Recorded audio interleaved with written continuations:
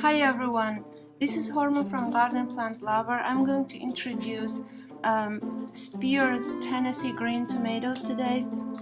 When it turns amber green color, it is ready to pick.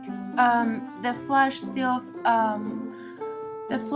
feels a little bit hard, but it is fully ripe when it gets this color. Let's cut it inside. It has a little bit cat face here. This is my personal favorite tomato. It is, look at inside. It is very nice tomato, and let me try a little bit from here.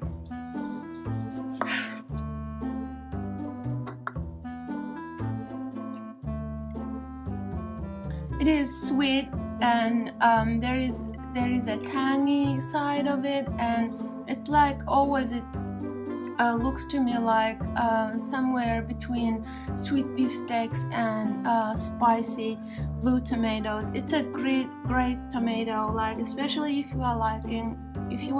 like the old-fashioned type of tomatoes. And this is in my every year growing list. I grow this. It's my second time growing it, but I am growing it yearly.